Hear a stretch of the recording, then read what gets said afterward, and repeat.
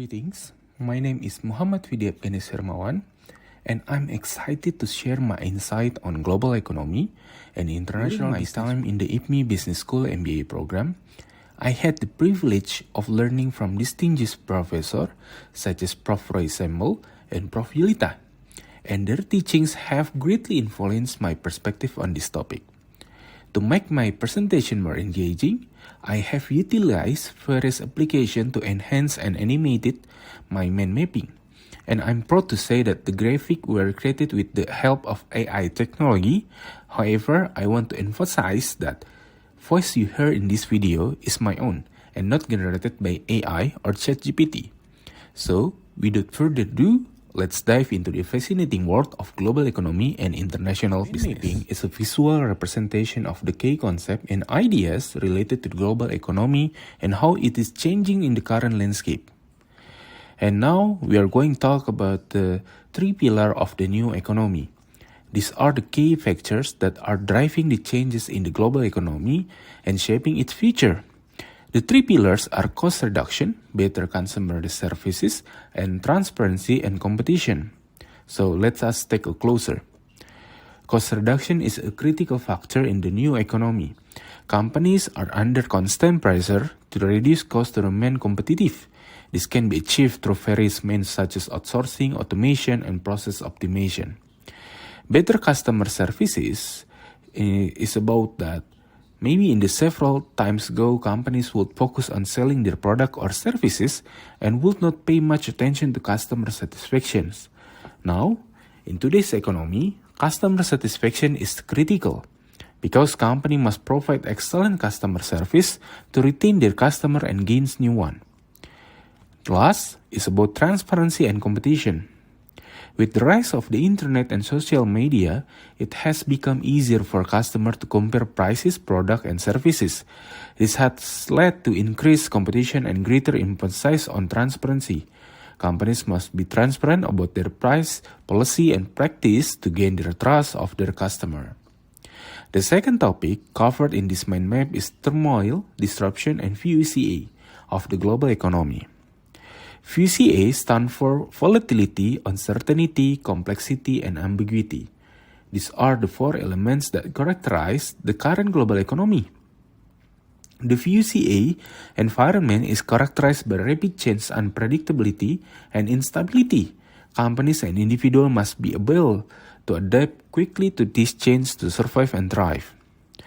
And next is about tuna. Tuna stands for turbulence, uncertainty, novelty, and ambiguity. These are the challenges that company and individual face in the current economic landscape. And the last is Schrödinger cat.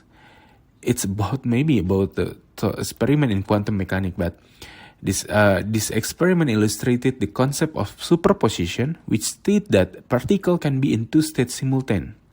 In the context of the global economy, Schrödinger's cat represents the uncertainty and unpredictability of the current economic landscape.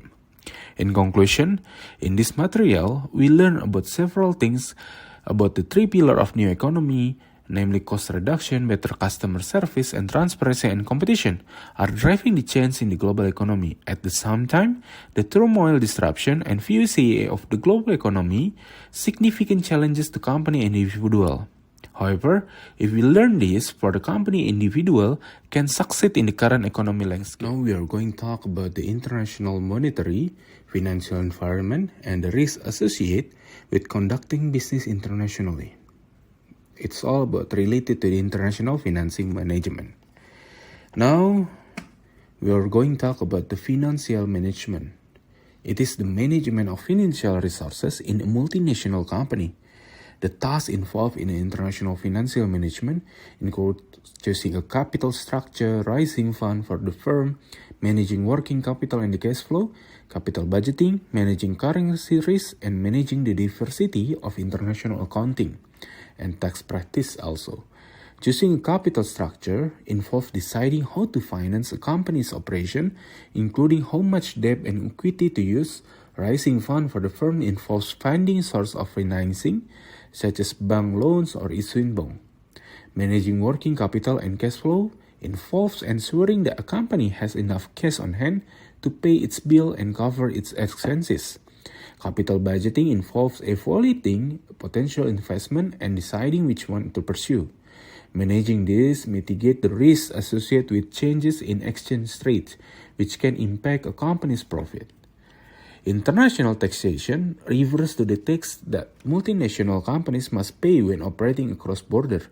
There are several types of taxes that companies must be aware of, including direct taxes, which are tax on income, profits, and capital gain; indirect taxes, which are tax on goods and services; and sales tax also, which are tax on sales transaction. Understanding the tax law in different countries is crucial for a company to remain compliant and avoid penalty. Now we are going to talk about the international monetary and financial environment. Refers to the global financial system, including exchange rate and system, as well as international financial crisis. Exchange rate are the rates at which one currency can be exchanged for another. Exchange rate system refer to the various way in which exchange rates are determined, such as fixed exchange rates or floating exchange rates. International financial crises are events that disrupt the global financial system. The subprime mortgage crisis, which occurred in 2008, is an example of international financial crisis that had far-reaching impact on the global financial system. And risk of international business. First is about conducting business international, involve risks that company must be aware.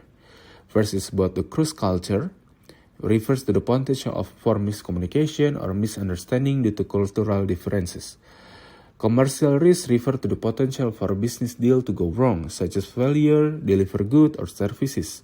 Country risks refer to the potential for political or economic instability in the country where a company is operating. And the last, currency financial risks refer to the potential for change in exchange rate for other financial risks to impact a company's profit. Understanding this concept covers the tasks of involved international financial management and managing the risks associated with conducting business internationally. We're going to talk about the international business. It's covered about globalization. Globalization refers to increasing interconnectedness of the world economy, culture, and societies. Advances in technology and transportation have made it easier for companies to conduct business across borders, leading to increased trade and investment flow.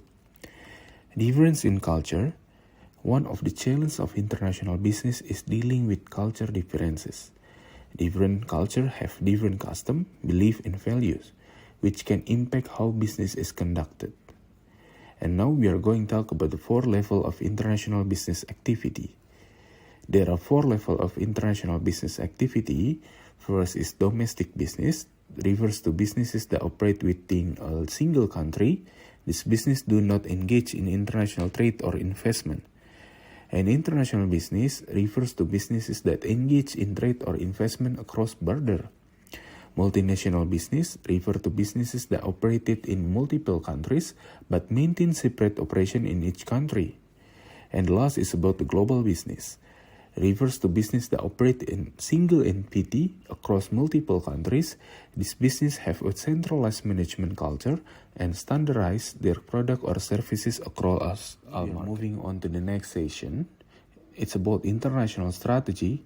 It is a critical aspect of any company's success in the global marketplace. This main map covers 2 important topics related to international strategy. The strategy and organization of international firm can vary depending on the company's goal and the market in which it operates. The 4 primary strategies that international firm can use. First is the home replication. Is a strategy in which a company replicates its domestic business model in international market. And now about the multi-domestic strategy involved customizing products, services, and marketing strategy to fit local markets.